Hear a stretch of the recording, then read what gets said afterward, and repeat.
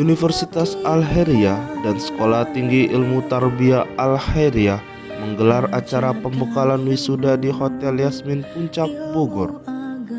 Acara tersebut dibuka langsung oleh Rektor Universitas Al-Khairiyah, Dr. Rafiuddin, dan Ketua Sekolah Tinggi Ilmu Tarbiyah, Haji Hikmatullah di Aula Yasmin Bogor, 7 Desember 2022. Kegiatan tersebut dihadiri oleh Ketua Pengurus Besar Al-Khairiyah, Haji Ali Mujahidin, Ketua Sekolah Tinggi Ilmu Tarbiyah Al-Khairiyah, Haji Hikmatullah, dan Rektor Universitas Al-Khairiyah, Dr. Rafiuddin, dan segenap sivitas Al-Khairiyah, serta diikuti sekitar 287 mahasiswa yang terdiri dari beberapa fakultas di Universitas Al-Khairiyah dan Sekolah Tinggi Ilmu Tarbiyah Al-Khairiyah. Diisi dengan berbagai penyampaian dari berbagai narasumber, diantaranya Bapak Ketua Umum PB, Bapak Rektor, Ketua SDIK, serta beberapa kegiatan yang mendukung potensi kegiatan.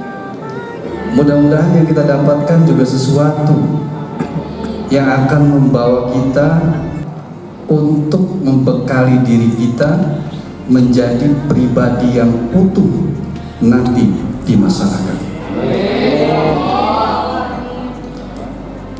Karena saya yakin betul ada sesuatu yang belum tuntas selama kita kuliah.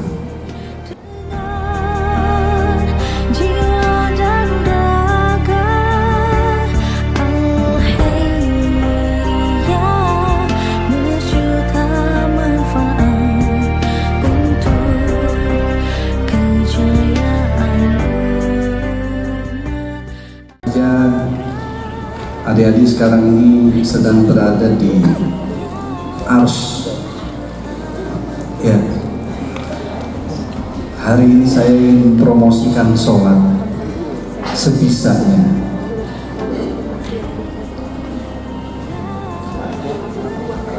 Pernah ada yang mungkin berantem selama hidup? Pernah ya. Ya mulai besok kalau mau berantem mikir-mikir dulu, tanya dulu, ente muslim bukan? Kalau muslim mending gak usah berantem, ya mending ngalah aja kalau sama-sama muslim. Apalagi kalau muslimnya ini yang taat melaksanakan sholat. Aduh bahaya itu, menyakiti seorang muslim, apalagi muslimnya itu yang taat ibadah sholatnya, itu bahaya. Sengsara hidup kita, akan sengsara hidup kita. Jadi tanya-tanya dulu, bro, ente muslim bukan? Muslim, ya udahlah, gua mengalah aja deh, balik lagi deh, lu yang menang.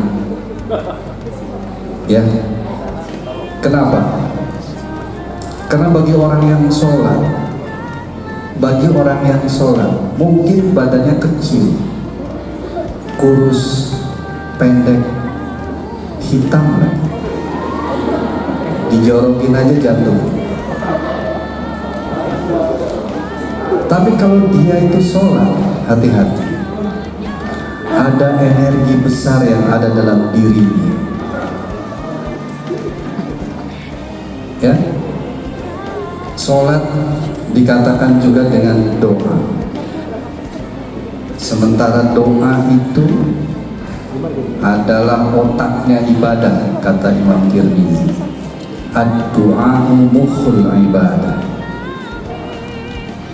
Hati-hati, betapa orang yang melaksanakan sholat itu, antara dia dengan Tuhannya itu ada hubungan yang sangat erat. Jika dia menginginkan sesuatu, pasti keinginannya itu dipenuhi oleh Allah. Kalau sesuatu itu kebaikan buat orang lain, maka baiklah orang itu. Tapi kalau sesuatu itu buruk buat orang lain, terjadi keburukan itu. Makanya hati-hati dengan orang yang suka sholat. Emangnya apa sih Pak? Sholat, hebatnya sholat itu apa? Kalau ada yang pernah ke Arus, itu Nabi kita aja sampai bergetar. Malaikat aja nggak sanggup menemaninya. Wahai Nabiullah, saya hanya cukup mengantarkan engkau sampai di sini. Selanjutnya jalan sendiri deh.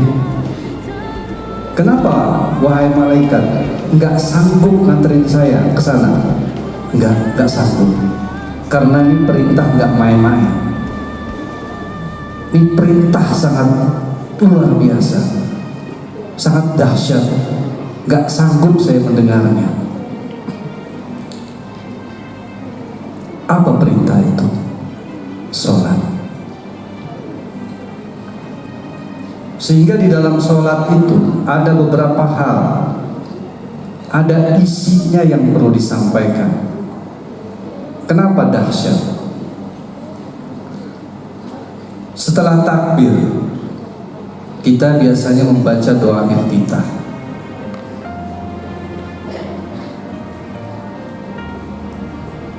Allah melalui Nabi Muhammad SAW mengatakan bahwa betapa dahsyatnya doa iftitah itu ketika dibaca oleh seorang manusia. Kenapa dahsyat? Karena tidak ada lagi penghalang antara dirinya dengan Allah. Ketika seorang hamba membaca doa iftitah, itu langsung seperti ada laser. Tidak ada satu penghalang pun yang tidak bisa ditembus oleh laser itu. Sehingga kedekatan seorang hamba, tabir seorang hamba itu terbuka ketika dia melaksanakan sholat. Dan itu ada di dalam doa iftitah. Ada dua versi. Versi yang pertama versi Muhammadiyah. Ada yang apa? Versi Muhammadiyah, Allahumma ba'id. Ada yang apa? Yang keduanya versi NU, Allahu Akbar kabiro. Kok ada dua versi Pak? Ya karena kisahnya ada dua. Yang versi Muhammadiyah itu yang dibaca oleh Nabi ketika sedang sholat, Allahumma ba'id dan seterusnya.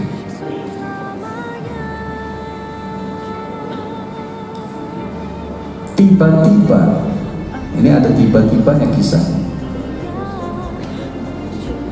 Nabi mendengar sayup-sayup di belakang ada yang membaca versi lain, yaitu Allahu Akbar kabiro walhamdulillahi katsira wa subhanallahi bukratan wa asila. Dan Nabi merasakan dengan ketinggian spiritualitasnya saat dibaca oleh makmumnya itu, tiba-tiba langit terbuka. Ini siapa yang baca ini? Kok dahsyat amat? Langit sampai terbuka.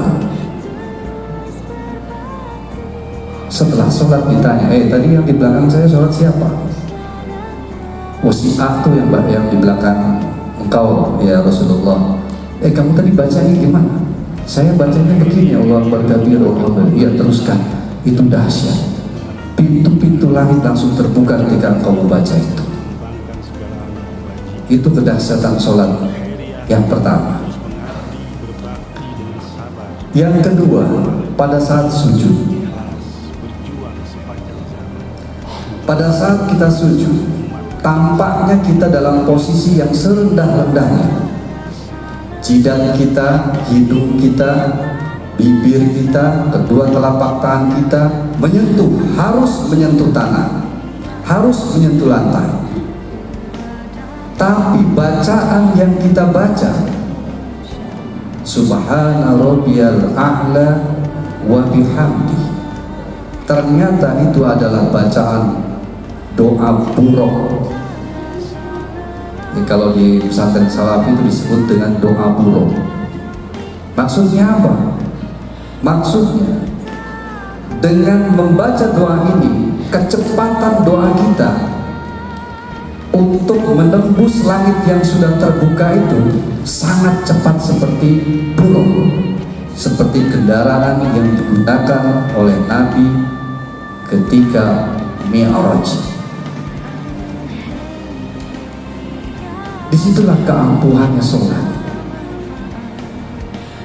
Maka kedekatan seorang mukmin yang melaksanakan sholat tidak bisa diukur dengan apapun. Dan kedahsyatan orang yang melaksanakan sholat di luar batas-batas nalar kita. Yang terakhir, bahwa di dalam sholat itu ada percakapan yang sangat indah. Sumber daya manusia yang terampil, cerdas, kreatif, ulat dan profesional, serta memiliki sumber daya manusia yang jujur, sopan, dan adil. Itu yang disebut dengan karakter atau akhlak.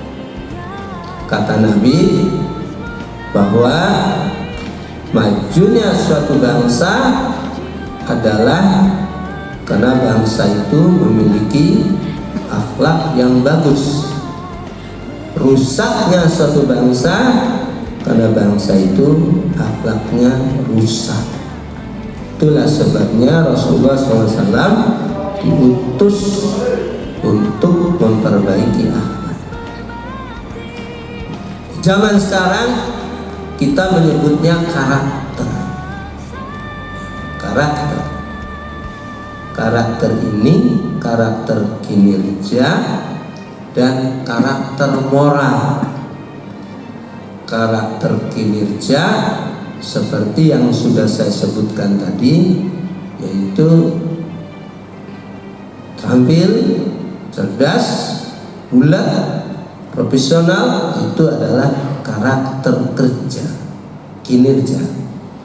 Sedangkan karakter moral adalah jujur, sopan, dan adil. Kedua-duanya diperlukan. Sebab kalau kita jadi pimpinan suatu perusahaan, kita tentu tidak ingin punya karyawan, punya tenaga kerja pintar, cerdas tapi tidak jujur, atau pintar, cerdas tapi sombong, atau pintar, cerdas tapi tidak adil, zalim. Jadi kedua-duanya dibutuhkan, karakter kinerja dan karakter moral. Ini yang harus dimiliki dan diciptakan oleh kita.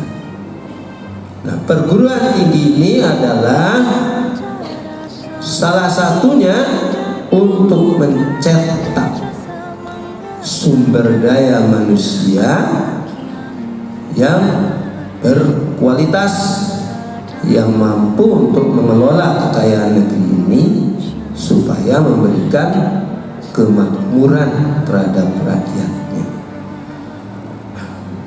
Bapak Rektor, Bapak Wakil Rektor, serta anak-anakku sekalian, para calon wisudawan.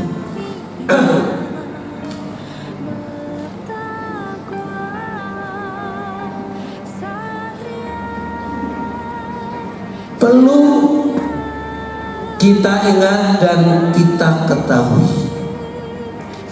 bagaimana cara kita bekerja. Kita tentu tidak hanya ingin bicara, tapi ingin mempraktekkan bagaimana ketika kita bekerja di suatu tempat, di sekolah, di perusahaan, dan di berbagai tempat. Bagaimana kalau kita memimpin suatu perusahaan atau suatu organisasi atau juga lembaga-lembaga yang lain? Ini diperlukan etika kerja.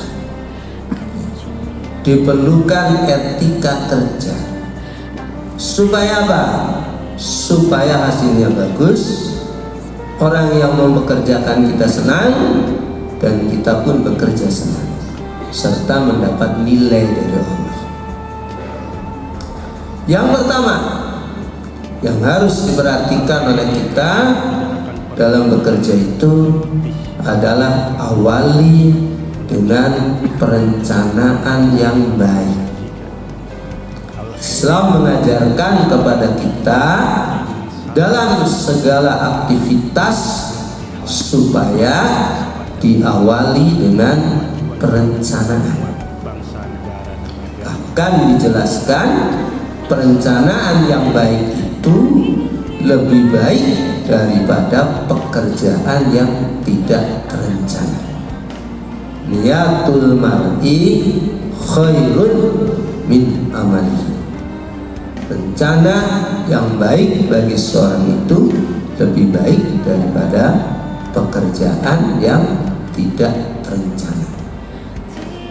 Bahkan yang lebih bagusnya lagi di dalam Islam itu, kalau orang merencanakan sesuatu yang baik kemudian tidak terlaksana, maka dia sudah mendapatkan satu kebaikan. Ya, misalnya kalian sudah punya rencana nih, besok saya akan mengerjakan ini. Kemudian ada kendala, tidak terencana. Itu sudah dihitung satu kebaikan untuk bagi umat Islam. Tapi kalau misalnya bisa dilaksanakan, maka itu akan mendapatkan 10 kali kebaikan. Sangat beruntung. Man jaa bil hasanati falahu asyru amsalih. Untuk itu yang pertama, buat rencana setiap saat, setiap malam, agar besoknya kita bekerja secara baik. Sebab rencana yang baik lebih baik daripada pekerjaan yang tidak terencana. Yang kedua, sebagai orang Islam, sebagai orang yang beragama, tentu kita tidak ingin pekerjaan kita itu sia-sia. Kita bekerja dari malam ketemu malam lagi, dari pagi sampai sore, tidak ada henti-hentinya kita bekerja. Kita ingin agar semua pekerjaan itu punya nilai di sisi Allah, sehingga nanti kita akan mendapatkan balasan Allah. Maka dasarilah pekerjaan kita itu dengan niat ibadah kepada Allah.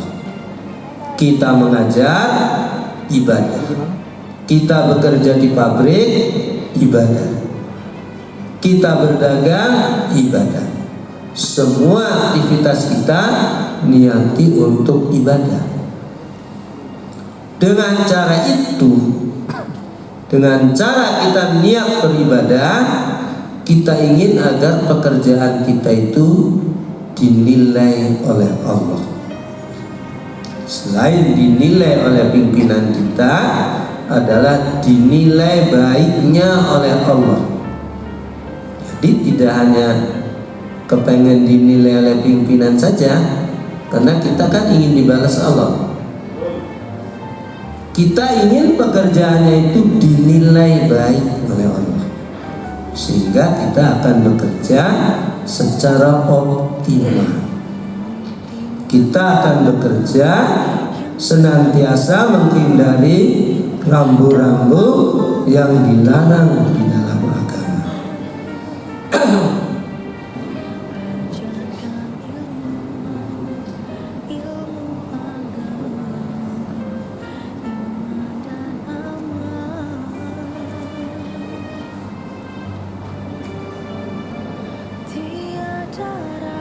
Baik.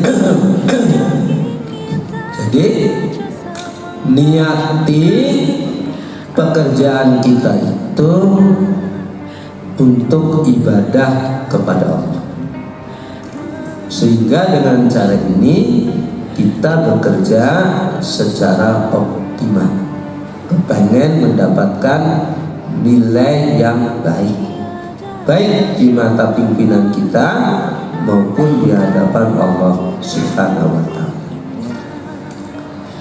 Yang ketiga yang harus kita perhatikan dalam bekerja, jangan kita menunda suatu pekerjaan sampai datang tugas-tugas yang baru, pekerjaan yang baru. Yang ini belum terselesaikan, sudah datang lagi tugas yang baru, sehingga akan numpuk. Kalaupun kita bisa menyelesaikannya, itu tidak akan maksimal hasilnya, sebab kita akan bekerja terburu-buru. Karena itu kita diajari oleh Allah, fa idza faragta fansab wa ila rabbika. Begitu ya, sudah tahu. Kata Allah, fa idza faragta fansab. Kalau kamu sudah menyelesaikan suatu pekerjaan, maka selesaikan lagi pekerjaan yang lain secara optimal. Dan hendaklah kamu senantiasa berharap kepada Allah, berdoa kepada Allah. Karena kerja kita itu dua, satu kerja dengan tenaga, yang kedua kerja dengan doa. Ini perlu bagi seorang muslim, bekerja dan berdoa. Ini perlu diingat ya, diingat oleh semuanya, bahwa jangan kita terbiasa untuk menunda-nunda pekerjaan, sebab itu tidak memberikan hasil yang maksimal. Kemudian selanjutnya kita diperintah oleh Nabi kita agar dalam bekerja hendaklah kita profesional dan optimal. Dalam hadis Rasulullah SAW, idza amila ahadukum amalan falyutqinhu.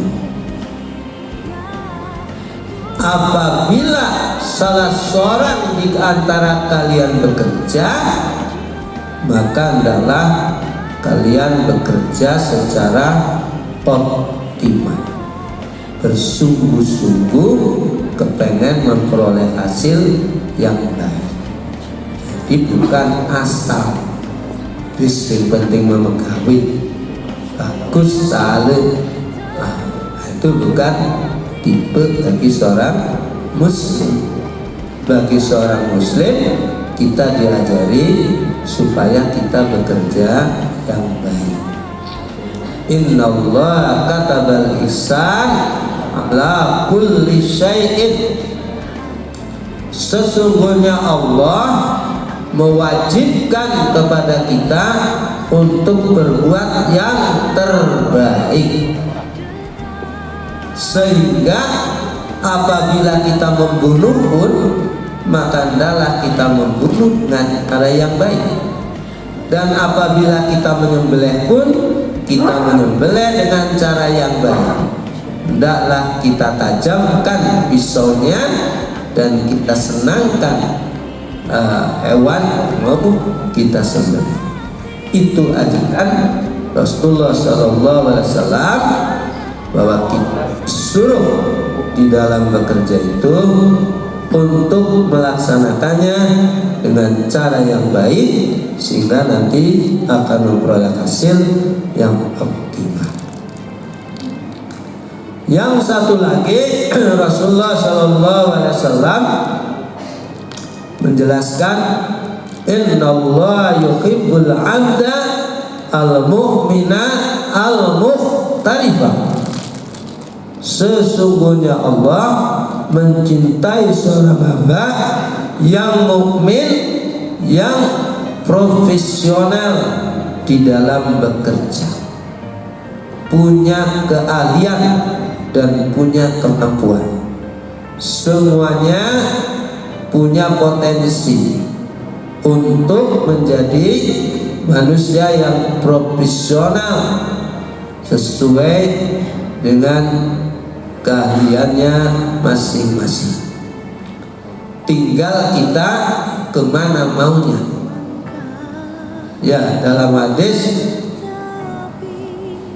inna, sesungguhnya saya itu tergantung dugaan hambaku. Ya, ini apa itu, lupa Pak Rektor. Sungguhnya saya itu tergantung dugaan hambaku. Itu hadis qudsi. Artinya kemana maunya kita, Allah akan menuruti. Jadi semua kita ini sudah disiapkan, sudah ada jaret-jaretnya. Ya, sudah ada jaret-jaretnya. Ada jaret jadi pengusaha, ada jaret jadi kiai, ada jaret juga jadi politikus, dan macam-macam sudah disiapkan oleh Allah. Tinggal mana yang mau kita tebalkan.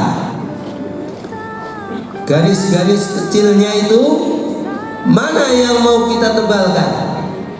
Kalau kalian ingin menjadi politikus, maka itu yang harus kalian tebalkan.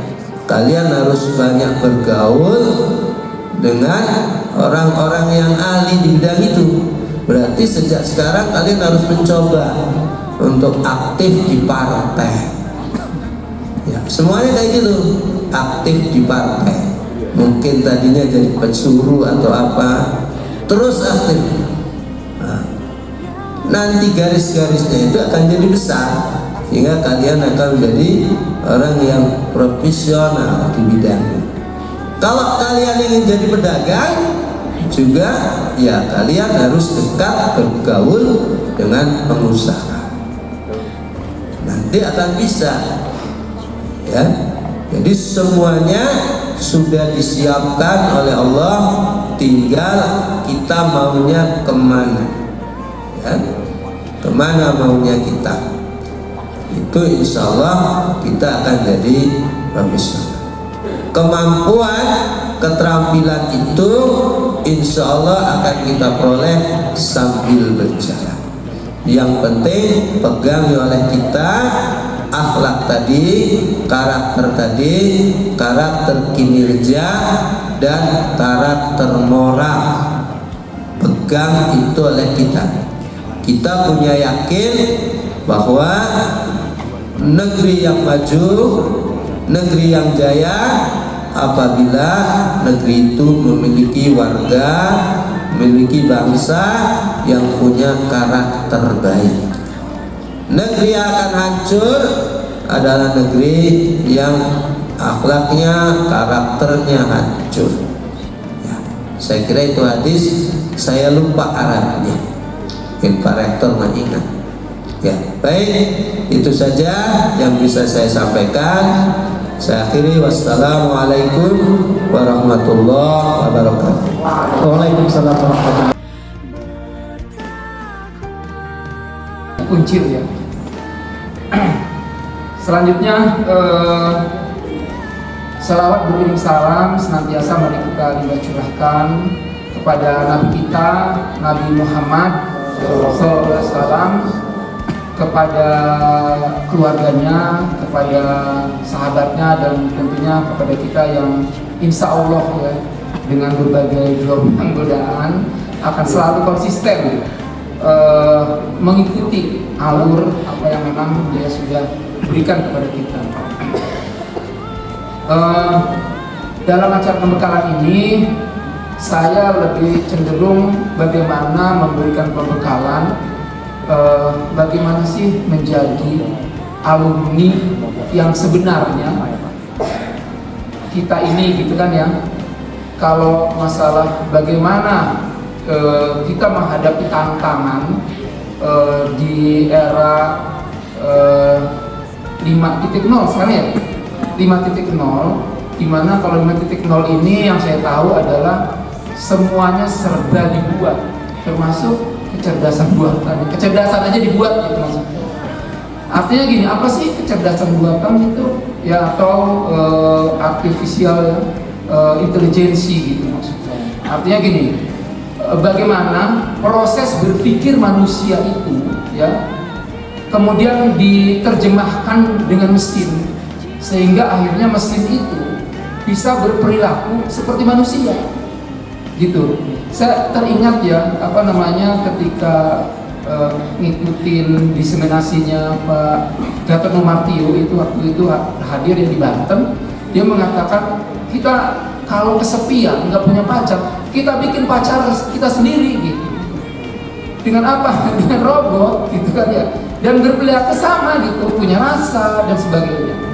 Itu maksud saya. Nah makanya di hari ini kesempatan yang baik nih, saya ingin coba bagaimana menjadi alumni ya. Alumni itu harus berkontribusi kepada 3 hal.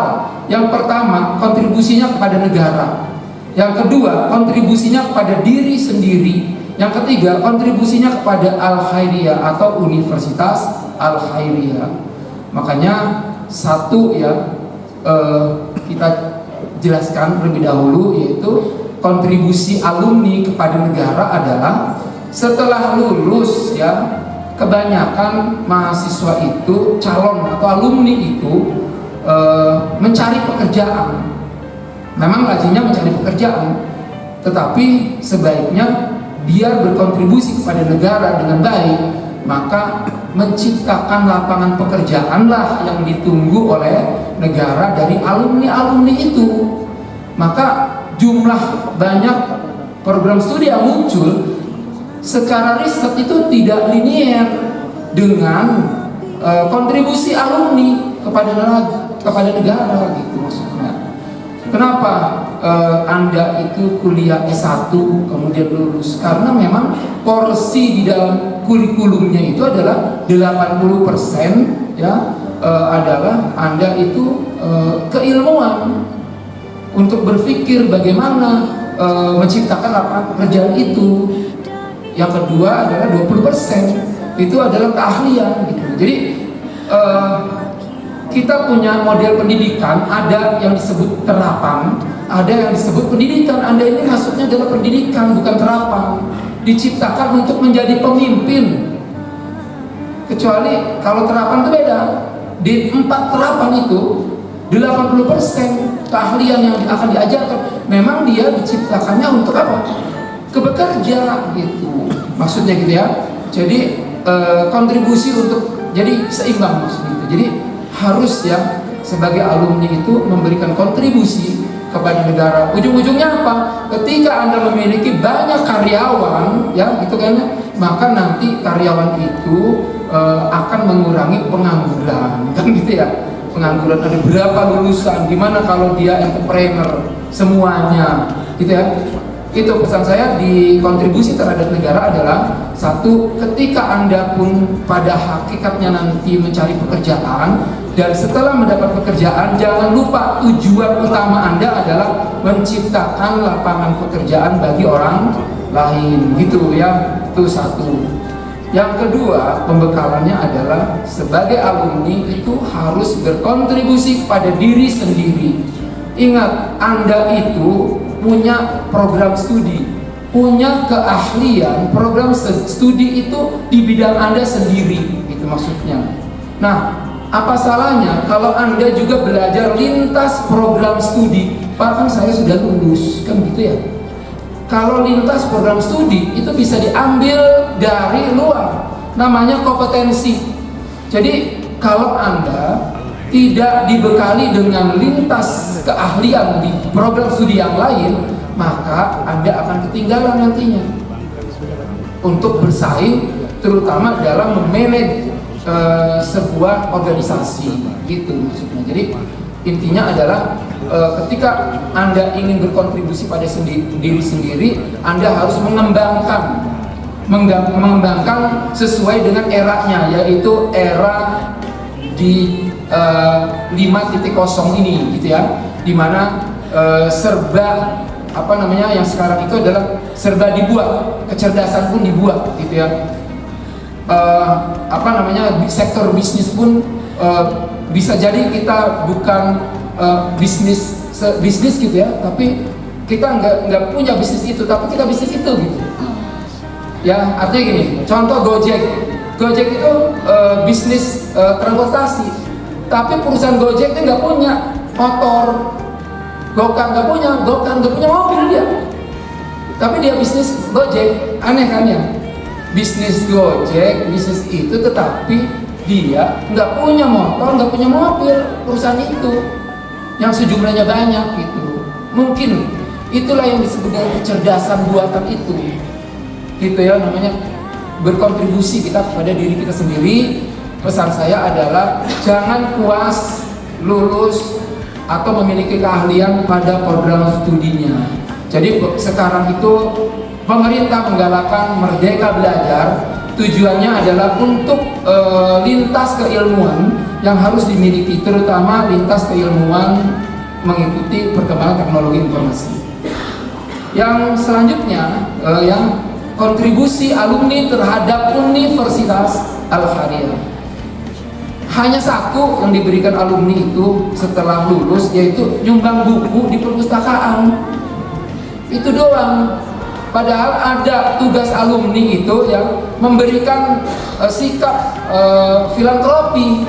Sikap filantropi itu adalah kesadaran alumni terhadap pendapatannya, bisa dalam bentuk uang, bisa dalam pemikiran, bisa dalam bentuk barang yang disumbangkan kepada Universitas Al-Khairiyah. Itu namanya sikap filantropi alumni. Tapi banyak alumni berpendapat bahwa kalau ingin melaksanakan program kerjanya ikatan alumni justru minta uang di Al-Khairiyah. Itu yang salah, dan program itu akan dinilai negatif oleh asesor kalau dalam apa namanya, dalam akreditasi, gitu ya. Jadi jangan salah, harusnya alumni itu memberikan kontribusi secara sadar ya kepada Universitas Al-Khairiyah, gitu. Untuk apa? Untuk meningkatkan akreditasi. Untuk siapa sih akreditasi itu? Nantinya untuk adik-adik kelas Anda, kan gitu ya, kalau meningkat, dan akan berdampak kepada Anda sendiri, gitu maksudnya, ketika akreditasi itu meningkat, seperti itu. Itu yang harus dipahami oleh alumni, gitu. Itu yang pertama ya. Ingat alumni ya, karena sekarang itu kementerian punya kebijakan tentang Merdeka Belajar, maka peran alumni ini diperlukan. Ketika alumni itu sudah bersarang di sebuah organisasi bisnis misalkan, maka perlulah menjadi mediator ketika mahasiswa itu ingin melaksanakan Merdeka Belajar yang digagas oleh menteri. Sehingga apa? Itu nanti akan berdampak juga kepada peningkatan akreditasi di program studinya, gitu. Kenapa ITB kuat di PT Krakatau Steel? Karena memang kontribusi alumni itu tinggi kepada adik-adik kelasnya, gitu. Seperti itu ya. Jadi itu mungkin ya pesan yang bisa saya sampaikan. Artinya begini, terutama akreditasi ini sifatnya mengikuti Anda. Kenapa? Ketika akreditasi Al-Khairiyah di program studi yang tempat Anda ini maka gengsi Anda juga semakin meningkat di perusahaan itu, seperti itu ya. Jadi jangan berpikir Anda setelah lulus itu sudah enggak lagi dengan kita, justru Anda bisa memberikan kontribusi itu. Dengan riset ya, beberapa riset yang saya baca itu ternyata banyak tabel-tabel kosong di LED yang diberikan, yang harusnya kontribusi diberikan alumni itu kosong tabelnya kosong. Salah satunya adalah filantropi itu. Semua filantropi isinya sumbangan buku alumni. Itu satu, nggak ada lagi misalkan alumni punya komputer bekas, saya sumbangin lah ke Al-Haria untuk praktek adik-adik kelas kita biar bisa dibongkar. Dalamnya laptop bekas, itu maksudnya ya gitu ya. Artinya itu adalah kontribusi alumni kepada Universitas Al-Khairiyah. Jangan salah mengartikan gitu ya, seperti itu. Itu mungkin Pak Ketua yang bisa saya sampaikan. Kalau masalah pesan tentang bagaimana menjadi alumni agar cita-citanya tercapai gitu ya. Yang penting yang tadi disebutkan oleh Pak Rektor dengan Pak Ketua STID itu ya, jadi alumni itu harus menjaga akidah kan gitu ya. Karena banyak di globalisasi ini bermunculan yang menyenggol tuh tentang ada ini menyenggol agama, kita bisa berubah kalau nggak punya akidah yang baik gitu ya. Itu sudah sampaikan ya. Kemudian bagaimana menjaga akhlak, tadi saya sudah menjaga akhlak gitu ya. Bagaimana sekarang di era digital ini, di era banyak informasi-informasi yang masuk dan tidak tersaring dari luar ya, yang bisa kita tangkap sambil tiduran gitu masuk, yang tidak kalau kita tidak saring itu akan menjadi luntur kita ya. Kemudian jangan jadi alumni ngelihat itu akhirnya munculnya korupsi kan gitu ya. Semua informasi itu perlu jalan. Bagaimana alumni juga menjaga ibadah. Tadi betul tuh Pak Rektor yang menjaga ibadah itu penting. Kenapa? Jangan sampai ditinggalkan. Kenapa? Dengan ibadah itu Allah senang kepada kita. Kemudian ketika kita berdoa, terutama alumni doanya itu bagaimana kita mendapatkan pekerjaan, kemudian bagaimana kita menjadi entrepreneur. Kalau ibadahnya udah benar mah pasti dikabulkan, itu pasti ya, pasti dikabulkan. Dan sekali lagi ini adalah era 5.0 ya, dimana di Cilegon perlu diingat, pabrik-pabrik di Cilegon itu padat modal yang bukan padat karya, sehingga masyarakat Cilegon itu sulit mendapat pekerjaan kalau tidak bisa bersaing. Bagaimana biar bersaing? Bikin dong perusahaan ya padat karya di sana gitu, banyak peluang-peluang padat karya di situ. Kita mumpung universitas kita beda, punya masyarakat ya. Jadi kita ketika mahasiswanya ngomong pun powernya kuat. Beda dengan universitas lainnya ngomong biasalah gitu. Kalau kita mah beda, mahasiswa itu muncul. Nah, makanya sikap kita, ala kita juga kayak kalau misalkan jelek ya organisasinya juga kena gitu, maksudnya seperti itu ya. Dan perlu diketahui, ciptakanlah itu yang namanya padat karya ya, banyak padat karya biar fungsi kita sebagai alumni bisa jalan. Mungkin itu aja yang bisa saya sampaikan ya, semoga sedikit bermanfaat ya kepada Pak Ustadz. Kalau jawabannya beri kasih aja, menjadi apa? Enten? Pengusaha. Oke. Sebelah sini jangan perempuan semua ada laki-laki ya. Nah, kamu jadi apa? Pengusaha, entrepreneur. Luar biasa. Jurusannya apa? Manajemen tadi jurusannya apa? Jurusannya apa? PAI, mau jadi entrepreneur. Gak apa-apa, hebat. Berarti sekolahnya agama, jadi ketua kadin kamu.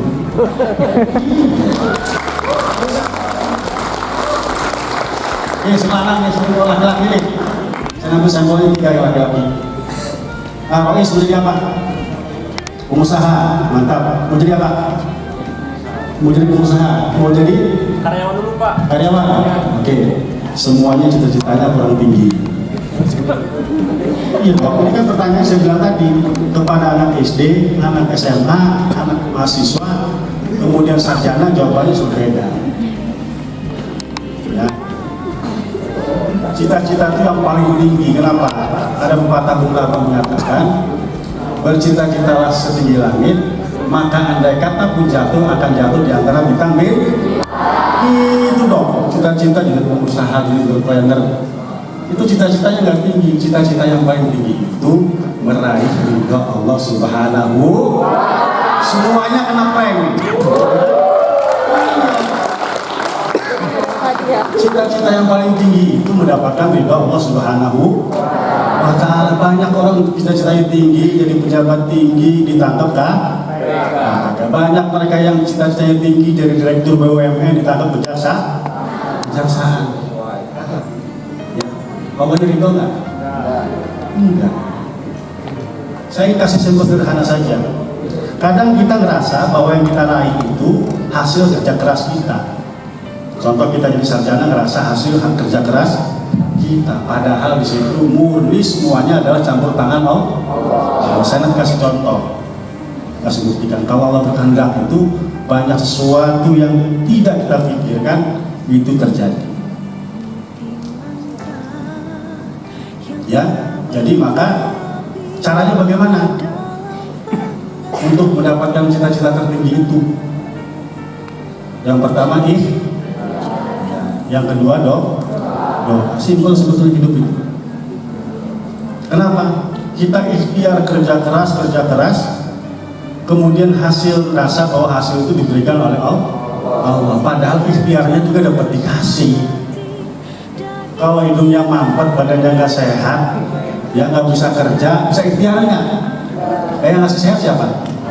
Sederhana. Nah, cuman begini saya ingin sampaikan, keyakinannya tuntas apa enggak?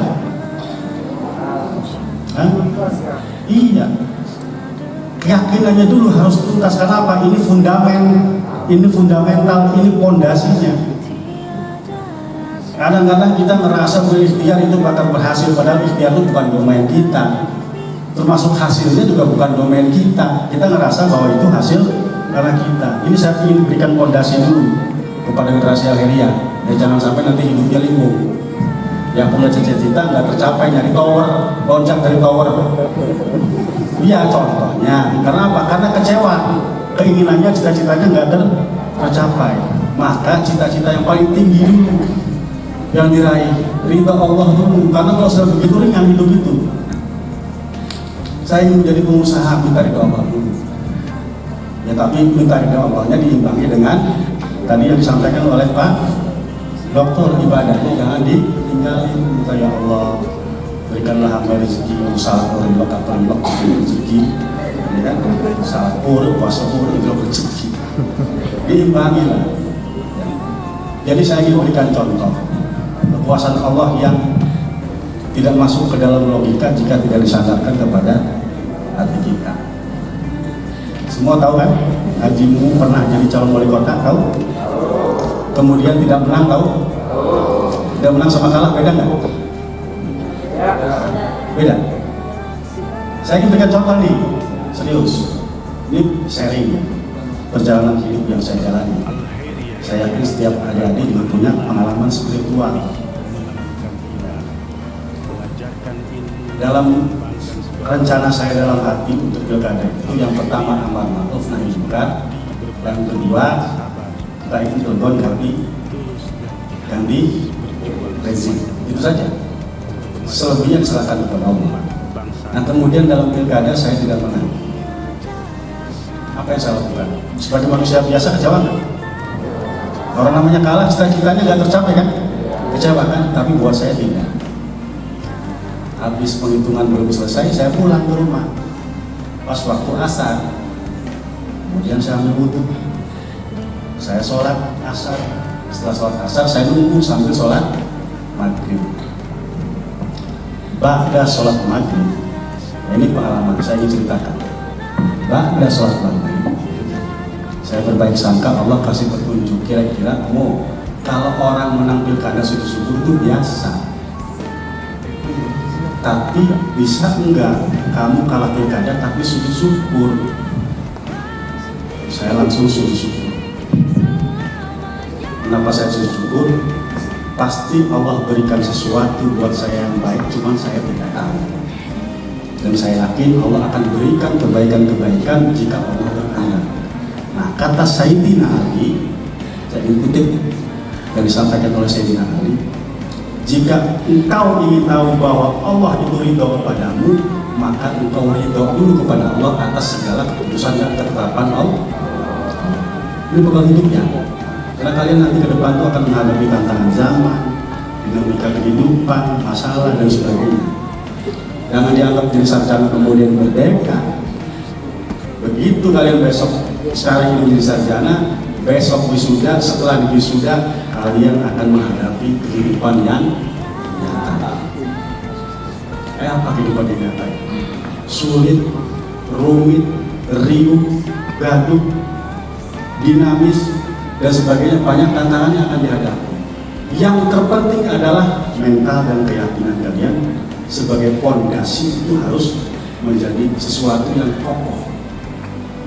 Karena ibarat sebuah konstruksi, pondasinya rapuh, maka arsitekturalnya semua, dindingnya, atapnya dan sebagainya akan rapuh. Ini paham nggak maksudnya? Paham. Ya. Jadi untuk bagaimana kita berikhtiar, bagaimana caranya, saya ingin berikan contoh. Ini saya tidak sebutkan namanya karena khawatir kalian menjadi apa namanya, menjadi offense. Ya, saya nggak sebutkan namanya. Ada seorang pejuang Afghanistan yang dia usianya masih muda, sekitar 21 tahun. Kemudian dikumpulkan dalam sebuah lapangan dengan pemuda-pemuda yang lain. Mereka pasang tenda di lapangan, kemudian dilatih. Semua dilatih untuk lari keliling lapangan. Kira-kira ukurannya lapangan bola lah. Ya. Sampai berapa? Pokoknya kalian lari. Dari 500 orang yang lari itu ada yang 5 putaran tumbang, selesai. Kenapa? Dia capek. Ada yang 10 putaran dia selesai. Ada yang 15 putaran selesai. Ada yang 20 putaran dia selesai. Hingga tinggal tersisa 1 orang saja. Dia terus lari, yang lain sudah berhenti. Yang kuat 5, yang kuat 10 ditanya sama instrukturnya, kamu kenapa cuma 5 putaran? La yukallifullahu nafsan illa wus'aha ma kasabat wa 'alaiha kasabat. Allah tidak membebani hambanya di luar kemampuannya. Alasannya itu, ya, alasan malas tapi pakai alasan dalil. Padahal malas sebetulnya. Ya, alasannya Allah tidak membebani hambanya di luar kemampuannya, padahal alasannya malas. Padahal dia masih bisa 10 sampai 12 putaran. Sampai tersisa 1 orang. 1 orang itu lari-lari, muter-muter sampai dia berhenti, pingsan. Begitu sadar dia dibangunkan sama instrukturnya, kamu kenapa kok lari sampai nunggu pingsan? Kamu kan bisa berhenti 20 putaran, 25 putaran, 30 putaran. Jawabannya, batas ikhtiar itu adalah sampai dengan Allah menghentikan ikhtiarku. Paham maksudnya? Artinya apa? Ya tanya artinya apa, bengong. Artinya apa? Kerja keras yang sungguh-sungguh.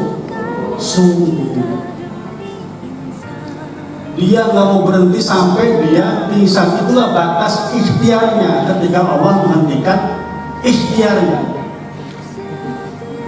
Artinya jangan kapokan, jangan males, giat, kerja keras, manfaatkan waktu dan sebagainya. Ini batas ikhtiar yang namanya ikhtiar.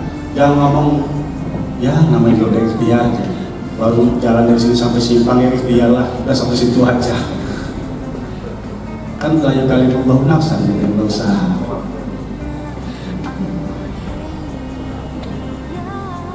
Jadi batas ikhtiar sampai mana? Sampai Allah menghentikan ikhtiar kita. Artinya apa? Dalam sebuah perjuangan kalian menghadapi tantangan besok itu harus sungguh-sungguh. mau jadi pengusaha tantangannya banyak, nanti kejedor ketemu bangkrut, ya. Bangun lagi jangan kapokan, usaha ketemu bangkrut, udahlah akhirnya lupa pendirian. Tadi dia mau tanya mau jadi apa, jadi entrepreneur, jadi pengusaha, mau kerja aja lah. Nyari kerja masukin lamaran sana sini, nggak dapat lamaran, perusahaan tutup. Saya bukan menakut-nakuti ya, mohon maaf ini bukannya tegang semua. Saya nggak nakut-nakuti, saya hanya menyampaikan bahwa agar adik-adik sarjana lainnya ini mempersiapkan diri untuk menghadapi masa depan. Jangan leha-leha, kerja keras, ikhtiar ya, sungguh-sungguh. Kalau mau jadi entrepreneur, baca pengetahuan tentang entrepreneur, dalami secara detail, jalani. Tantangan ada, pasti ada. Yang kerja punya tantangan, yang ngejar karir ada tantangan, yang mau usaha jadi entrepreneur ada tantangan, semua ada tantangan.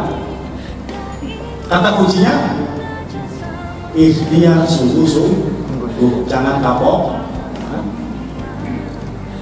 Ini yang disebut dengan endurance, daya tahan menghadapi tantangan kehidupan besok. Saya tidak ingin takut-takuti, ini mau senang-senang besok ditakut-takuti gitu, besok menjadi sarjana, wisuda sekarang ditakut-takuti. Enggak.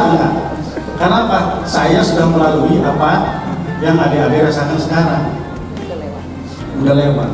Senang kita jadi sarjana, nggak apa-apa, bersyukur ya pada Allah ya kan.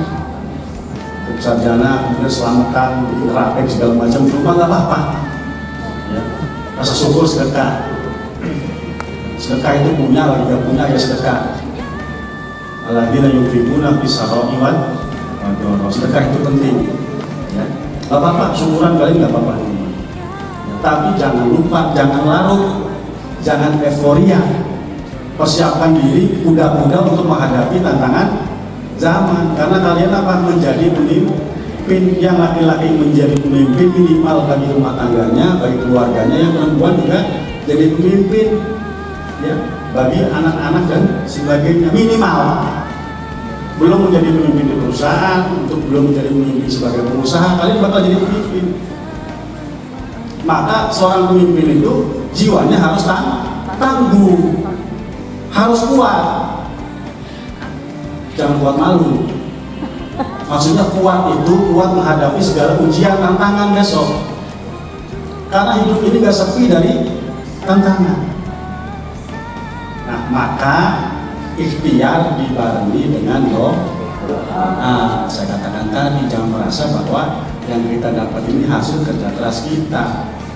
Uzuk kita namanya sombong itu. Adik-adik sekarang menjadi sarjana itu karena karunia Allah. Besok kita akan menghadapi segala sesuatu, maka mintalah kepada Allah. Soal belajar dan sebagainya, saya kira sekarang adik-adik sudah pintar semua lah. Kenapa? Ada perpustakaan, ada segala macam. Saya yakin semuanya sudah pintar. Tapi bagaimana keyakinan sebagai fondasi kehidupan itu menjadi hal penting bagi setiap alumni Alheria. Jangan jadi alumni individual yang cengeng, menghadapi masalah kejedor sedikit kapok, menghadapi masalah kejedor sedikit, kejedor itu bukan kejedor kepalanya, maksudnya mentok lah, kira-kira hadapi ini mentok, akhirnya apa? Kata orang sebenarnya musume, males. Tantangan sekuat apapun tantangan hadapi. Menjadi pengusaha itu juga nggak gampang nih. Awalnya apalagi zaman sekarang banyak kompetitor, banyak variannya. Kalian coba jeli. Ya, yang tidak orang lain lakukan kita lakukan, itu namanya out of the box. Ya, segala sesuatu yang orang tidak lakukan kita lakukan. Tapi jangan lupa wawasan dan berwawasan tanpa batas itu maksudnya semua dipelajari. Ya, ilmu ekonominya dipelajari, ilmu hitungnya dipelajari, ilmu agamanya didalami. Semua dipelajari sehingga wawasan kalian itu penuh. Orang yang berwawasan dengan yang tidak berwawasan langkahnya berbeda. Ya, makanya jangan malas baca HP-nya, jangan cuma dipakai Mobile Legend, jangan cuma dipakai PUBG, jangan cuma dipakai lihat Instagram, jangan cuma lihat apa tuh Facebook, update status. Itu kelasnya kelas TK, kelas SD, kelas sarjana itu gimana caranya Android yang kita pegang ini memberikan manfaat, memberikan keuntungan. Ya dagang ke apa ke, untuk nilai kebaikan ke apa ke. Yang punya HP sampai mutung, sampai retak dipakai PUBG. Oh apa bagi apalah, tahu lah. Mau anak saya bisa muara ya, apa gitu kan? Iya. Ya artinya manfaatkan gitu kan. Nah yang terakhir, ini pesan. Ya. Mudah-mudahan pesan itu bermanfaat. Kita itu kan diciptakan untuk beribadah pada Allah ya. Saya sampaikan tadi, saya garis bawahi. Jangan beranggapan ikhtiar kita kemudian hasil ikhtiar itu hasil dari kita, tapi itu hasil dari pemberian. Maka pintar-pintar kalian lobby kepada Allah itu. Kalian lobby lah pada Allah. Kita pengen maaf, pengen punya pacar kan lobby. Gimana caranya pacar itu senang sama kita. Tapi jangan lama-lama pacarannya, langsung nikah. Bahaya kalau pacaran. Ya. Di pacaran itu maksud tahu pengenalan, udah aja nikah. Yang laki-laki harus gentleman, datangi orang tuanya. Orang tuanya ngomong, kamu kan belum kerja, kan Allah yang kasih rezeki Pak.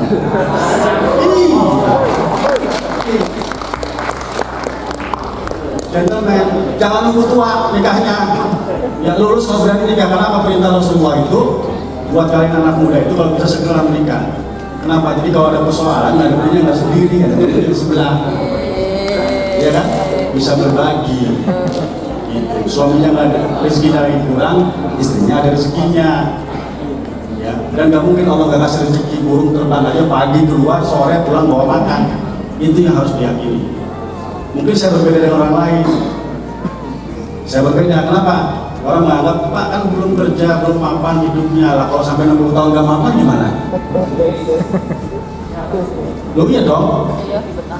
Karena kita nggak yakin bahwa rezeki itu diberi oleh Allah. Karena kita nggak yakin faktornya itu. Kalau yakin nikah aja. Saya nikah umur 22. Masih muda nggak? Sekarang umur berapa? 22. Ya udah cepet nikah besok lulus. Loh ya saya nyuruhnya kan sunnah, bukan nyuruh yang jelek gimana masih nikah kita. Besok lulus nikah nggak usah takut, nggak usah pacaran lama-lama, durhaka. Ya, datangin orang tuanya, Pak, anak bapak mau saya nikahin. Silahnya pegawai ini di kamunya kerja apa, anak saya mau dikasih makan apa, punya Allah Bang, nggak usah takut. Gentle dong. Ya, gentle dong laki-laki. Ya, awas tuh, pesen ya. Pesen nunggu lama-lama. Ya kan? Nunggu lama-lama udah kebaran dulu nanti baru dipakai laki-laki. Nah, saya ulangi lagi tadi bahwa yang beri rezeki kita itu Allah. Ya, jalannya Allah yang kasih. Hasilnya Allah yang kasih. Ikhtiarnya Allah yang kasih. Tapi mohon maaf, keyakinannya harus tuntas. Keyakinannya harus tuntas. Jangan setengah-setengah. Maka jika siang kalian berusaha, malamnya bangun, ya, bangun, mandi, sholat sunnah taubat, sholat sunnah mandi taubat, sholat sunnah taubat, sholat hajat, sholat tahajud, menjelang subuh di penghujung malam itu kalian pegang tasbih, zikir, nangis, minta sama Allah. Berapa kaget?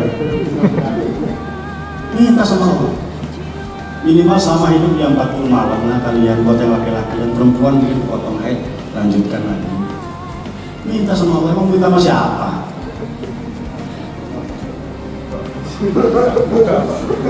Iya. Minta sama mertua? Enggak lah. Minta sama Allah kalian malam. Ya. Enggak, ini pesan kenapa? Karena saya mengalami dalam hidup. Apakah hajimu itu pintar jadi pengusaha? Enggak kok, saya nggak pintar-pintar amat kok. Apakah hajimu itu hebat, modalnya banyak, warisannya banyak? Enggak kok. Pada saat susah bangun malam, lagi senang jangan lupa. Ya, lagi susah meminta ya Allah, tiba-tiba ampun. Begitu senang lupa. Lagi senang, lagi susah kalian bangun malam. Ya, pilihannya dua. Mencapai usaha belum tentu hasil, apa mencapai ngedoa tapi sudah pasti hasil. Hah? Oh iya, yakin nggak? Yakin, nah kalau yakin jalanin, jangan ngomong doang. Ya, jangan kalian minta sama Allah tuh menjelang jam 4 atau jam 5 itu kalian nangis dengan Allah. Ya Allah, masa depan saya dikasih kebaikan, kasih keberkahan. Kalau boleh dikasih rezekinya manfaat. Kalau dikasih jabatannya manfaat. Kalau dikasih rezeki ya Allah, insya Allah rezekinya akan saya gunakan untuk berjalan ya Allah, untuk bangun yatim, untuk menyumbang pesantren, untuk menyumbang. Ya minta tapi dibarengi judulnya, ini minta gak ada judul.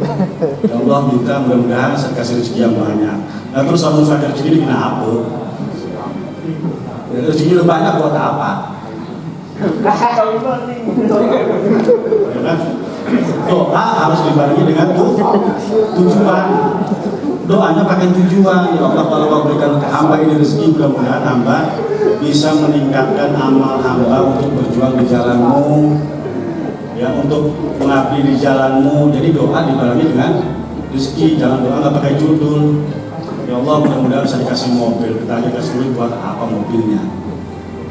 Mudah-mudahan dikasih mobil. Mudah-mudahan dengan mobil itu saya bisa tiap hari ke pengajian. Mudah-mudahan tiap hari memudahkan ibadah dan sebagainya. Doa tapi pakai tujuan. Allah juga tahu tujuan kamu itu apa, tahu. Cuma kan ngomong, ngucap. Jadi Allah tuh cuma pengen dengar kalian tuh nangis malam-malam minta, ya Allah. Jelas. Usaha puntang-panting dari pagi sampai sore, dari pagi. Mohon maaf nih, di Cilegon ini rata-rata banyak orang terjebak kepada rutinitas, sehingga sudah tidak yakin lagi dengan Sang Pencipta. Pagi kerja, sore pulang, pagi kerja, sore pulang, terjebak dengan rutinitas. Padahal banyak hal yang bisa dilakukan. Ya kalau sudah kerja di proyek pagi, pulang sore, sudah capek, ya. Kadang-kadang di proyek barang capek, bajunya kotor, segala macam, mau sholat malas, mau apa malas. Saya tidak ingin alumni Al-Khairiyah menjadi orang-orang yang terjebak ke dalam suasana lupa kepada Ilahi Sang Maha Pencipta, Sang Maha Pemelihara, Sang Maha Pemberi. Ini pesan ini perlu saya sampaikan. Kenapa kalian akan menghadapi kehidupan yang nyata? Terserah pilihannya daripada kalian. Mau ikhtiar mati-matian belum jelas, apa minta luapin Allah tiap malam, nanti hidupnya jelas, pilih aja. Lebih bagus ikhtiarnya luar biasa, kerja kerasnya seperti yang saya ceritakan tadi, tidak pernah lelah, tidak pernah menyerah, kemudian malamnya bangun berdoa minta sama Allah diberikan rezeki, diberikan jabatan yang berkah, rezekinya yang berkah. Banyak sekarang orang punya jabatan, tapi itu tangkap KPK, tangkap polisi dan sebagainya. Jabatan itu dapat, tapi berkahnya kan tidak dapat. Ya, jadi itu pesan saya. Cita-citanya, kalau boleh saya saran, minta ridho kepada Allah. Minta ridho kepada Allah. Kenapa? Kalau Allah ridho, segala sesuatu yang diberikan itu akan menjadi keberkahan. Bisa jadi sesuatu yang kita inginkan itu tidak bisa sukai, yang diberikan itu tidak kita sukai. Ya, tapi itu baik buat kita. Saya akan kasih contoh. Saya bawa mobil, ya, saya bawa mobil, mau nengok anak di pondok di Cianjur, kan harus lewat Jagorawi itu. Tiap minggu saya nengok nggak pernah nyasar, tapi hari itu saya bawa mobil nyasar sampai ke Cikampek. Coba bayangin, harus ke Jagorawi malah ke Cikampek 12, harus muter lagi kan lewat Priuk. Itu selisihnya kurang lebih 1-2 jam. Nah ternyata di saat yang sama saya lihat di WhatsApp bahwa ada kecelakaan beruntun yang banyak mengakibatkan banyak korban jiwa di jam yang pada saat saya saat itu nyasar. Kalau saya nggak nyasar mungkin waktu itu ada di tempat kejadian kecelakaan. Tapi Allah menyelamatkan hambanya itu banyak caranya, nggak pugu-pugu dibikin nyasar. Nyasar itu kan saking gak enaknya. Kalau nyasarnya dari Simpang ke Jombang Kali mending, ya tinggal muter diputar. Nah ini nyasar sampai ke Cikampek. Ya jengkel, ya dongkol, ternyata jengkel dongkolnya saya itu salah. Rupanya Allah menyelamatkan supaya terhindar dari kecelakaan. Ini real yang kadang-kadang mungkin kita juga sering hadapi. Oleh karena itu keyakinannya harus dituntaskan. Barangkali itu saja. Dan yang terakhir, pesan nama baik alma mater dijaga, ya, nama baik keluarga dijaga, nama baik Al-Heriyah juga dijaga. Kalian beralumni jadilah sebagai keluarga. Jadi kalau ada teman yang usahanya lagi maju, ajak teman yang lain. Ya, ada yang kerja punya posisi, ajak teman yang lain. Ya, bangun semangat solidaritas. Dengan begitu kalian bisa saling memberikan, mengisi satu sama lain. Mudah-mudahan hubungan ukhuwahnya, ya, ukhuwah Al-Heriyah saya sebut. Ukhuwah kan ada ukhuwah Islamiyah, ukhuwah Wataniyah, ukhuwah Insaniyah. Saya ingin sebut ukhuwah Al-Heriyah ini dijaga sampai dengan yaumil akhir. Ya, beda. Pesannya kan satu lagi, tolong sama orang tua. Allahu akhrajakum min butuni ummahatikum la ta'lamuna syai'an wa ja'alakum syam'a wal absara wal afidata la'allakum tashkurun. Allah mengeluarkanmu dari perut ibumu dalam keadaan kalian tidak punya apa-apa. Ya, kemudian Allah memberikan pendengaran, bukan kuping. Kalau kuping, kambing juga punya kuping. Al-Quran itu bahasanya luar biasa. Allah memberikan pendengaran, bukan mata tapi penglihatan, dan diberikan hati untuk kalian senantiasa bersyukur. Artinya apa? Bahwa salah satu peran wasilah kalian menjadi sarjana ini adalah orang tua kalian. Jangan sampai orang tua saya bodoh ketika sarjana cuma SD, cuma SMP, alhamdulillah. Ya, karena apa? Hukumannya itu nanti kalau yang lain tertunda. Kalau kepada orang tua di dunia kalian nanti jadi sengsara. Ya, jadi begitu lulus sebagai bentuk rasa syukur, bahagiakan hati orang tua, minta doanya, kalian ikhtiar, kalian berdoa kepada Allah, minta segala sesuatunya, insya Allah hidup kalian akan menjadi berkah. Barangkali itu saja. Wabillahi taufiq wal hidayah. Assalamualaikum warahmatullahi wabarakatuh.